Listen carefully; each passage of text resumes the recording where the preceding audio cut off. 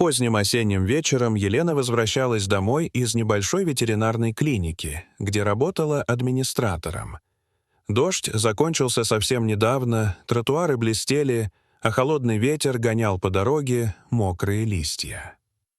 Когда женщина уже подходила к своему подъезду, она заметила возле скамейки большую бездомную собаку. Пес выглядел измученным. Шерсть слиплась от дождя, на боку темнело старое пятно грязи, а одна передняя лапа слегка прихрамывала. Но больше всего Елена удивила другое. Собака стояла рядом с небольшой деревянной коробкой и не позволяла никому к ней приблизиться. Когда женщина сделала шаг, пес поднял голову и внимательно посмотрел ей в глаза. Потом осторожно взял коробку зубами и положил прямо у ее ног. Елена оглянулась по сторонам, надеясь увидеть хозяина, но двор был совершенно пуст. Она присела и тихо сказала: «Ну что, дружок, ты хочешь, чтобы я помогла?» Пес несколько секунд смотрел на нее, а потом сел рядом. Елена занесла коробку в подъезд, а собака послушно пошла следом. Дома она сначала дала незнакомцу воды и еды, затем обработала небольшую ссадину на лапе. Только после этого женщина вспомнила о коробке. Деревянная крышка была закреплена тонким металлическим крючком. Внутри лежало старое детское пальто, маленький красный шарф и фотография мальчика лет 8. На обратной стороне фотографии было написано: «Илья. Если со мной что-нибудь случится, пожалуйста, найдите его». Ниже стояла дата — 5-летней давности. Елена замерла, потому что сразу вспомнила эту историю. В их городе когда-то исчез мальчик по имени Илья Соколов. Он ушел из дома после ссоры с отцом и так и не вернулся. Полиция искала его несколько месяцев, потом поиски постепенно прекратились. Елена снова посмотрела на снимок, а затем на собаку. Пес лежал у двери и не сводил глаз с коробки. На шее у него висел старый металлический жетон. Елена осторожно повернула его и увидела выгравированное имя — Джек. Женщина решила утром обратиться в полицию, но ночью произошло неожиданное. Около 3 часов собака начала тихо скулить и царапать входную дверь. Елена проснулась, включила свет и увидела, что Джек стоит возле коробки. В зубах он держал красный шарф. Елена поняла, чего он хочет, быстро надела куртку и пошла за ним. Джек повел ее к окраине города, где за последними домами начиналась старая лесополоса. Через 20 минут они свернули к заброшенной насосной станции. Джек подошел к ржавой двери, поскреб ее лапой и заскулил. Женщина позвонила в полицию и объяснила, что произошло. Рядом с фундаментом она заметила небольшой камень, а под ним — металлическую банку. Внутри лежал старый ключ и сложенный в несколько раз лист бумаги. Почерк был детским. «Меня зовут Илья. Если кто-нибудь это найдет, значит, Джек все-таки смог привести сюда человека.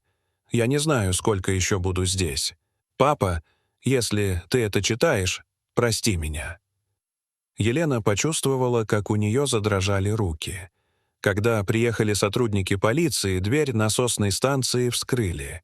Внутри оказалось пусто, но на дальней стене обнаружили старую вентиляционную шахту, которую много лет назад закрыли металлическим листом.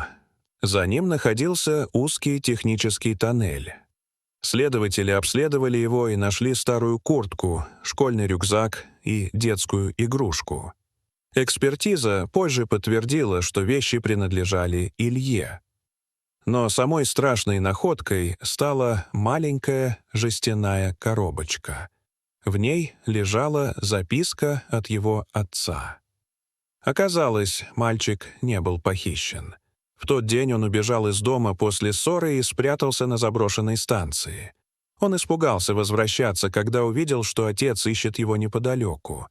Ночью мальчик попытался выбраться через технический тоннель, но получил травму и не смог идти дальше.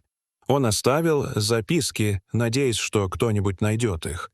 А утром его отец получил тяжелый сердечный приступ во время поисков и умер в больнице. Илью продолжали искать, но из-за обрушения части тоннеля поисковая группа не смогла попасть в дальний участок. Следователи предположили, что мальчик мог выбраться другим путем, и дело постепенно зашло в тупик. Спустя годы стало ясно, что Илья погиб именно там. Но оставался один вопрос. Как Джек оказался возле ее дома и почему принес коробку именно сейчас? Ответ нашелся через несколько дней. По старым документам выяснилось, что Джек был собакой семьи Соколовых.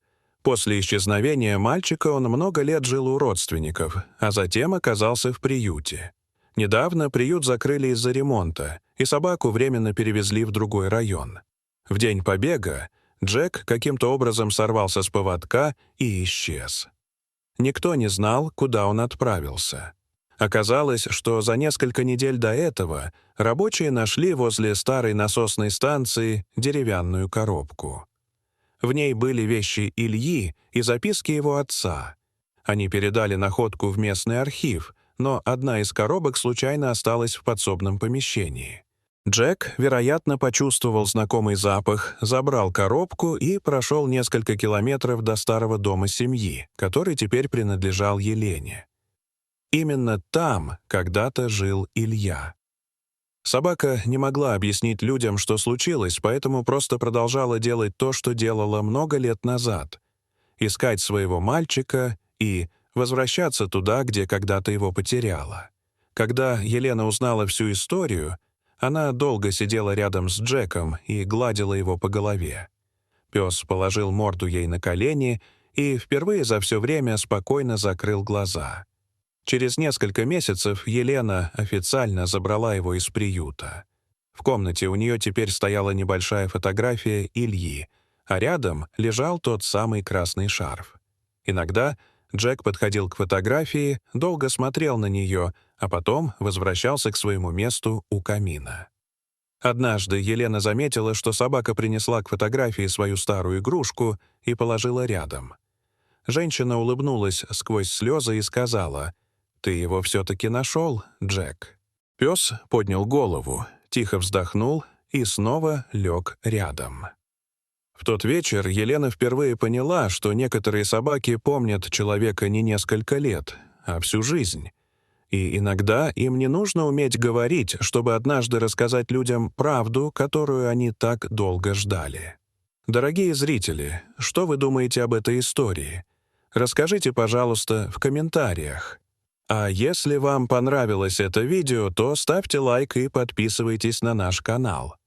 До свидания.